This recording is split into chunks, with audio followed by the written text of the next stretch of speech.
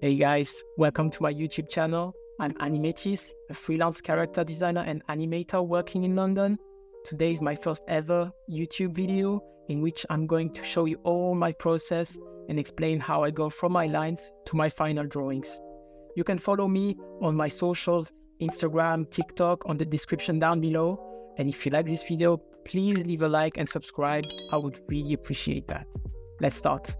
So the first step that I'm always doing is gathering references. I'm mainly using Pinterest to just collect a lot of pictures of the person/character that I'm designing. Then I start to just draw my lines. A lot of people ask me which software I use, and the main one is called TVPaint. It's quite good because I'm used to the brush now, and also the fact that you can animate as well on it is quite useful. So I'm doing everything on it now. Yeah, I'm just going through all my lines for the character, basically drawing everything with the round normal brush. There's no texture on it. I just want something quite clean, so that when I just put the colors, it's quite easy and everything is quite readable as well. So I'm doing everything quite slowly and just straightforward.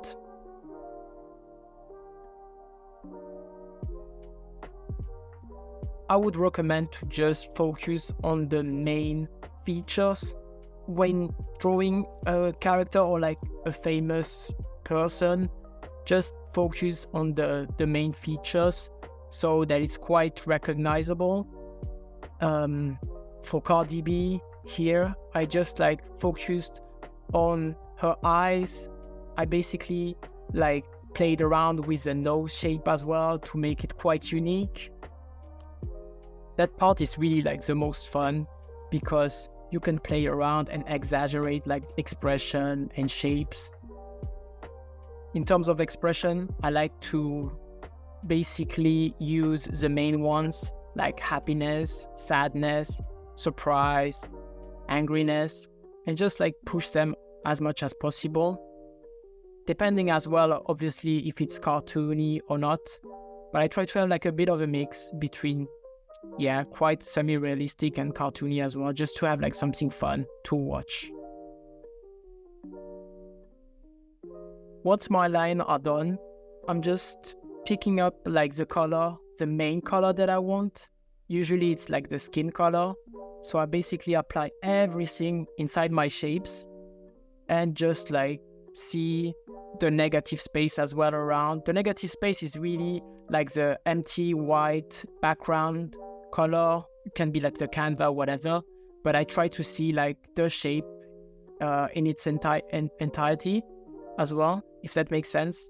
So I'm just filling the whole basic color for everything, and then I apply the different other colors inside, basically the nose, the eyelid, the cheeks, something that's still related to the skin color.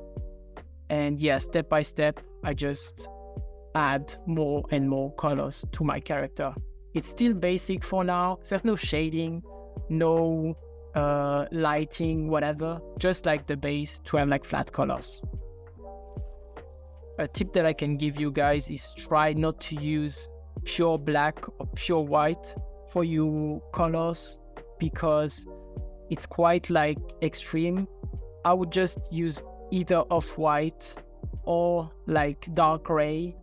Just use black for the lines, for example, and white if it's really strong highlights the specular in the eyes, for example. Once I finished putting all my flat colors on my character, I just add shadows, which is usually a blue, grayish, cold color to it, to have a bit of contrast with the skin color. It's basically to add more depth to the character so that it doesn't feel too much flat as well. Shadows can basically bring that 3D effect more to the character. I also choose areas which basically is like more occlusion parts where the lights isn't hitting really. I use a different layer for each color to make sure I can like switch and change my colors if it doesn't really match with the rest, just to have like a bit of flexibility. Once my shadows are done, I add a bit of highlight as well. On my character, I usually pick a grayish, light grayish color, which I then put like on overlay mode to match basically the color beneath. I pick up like small areas as well, again, like the nose, the eyelid, the lips.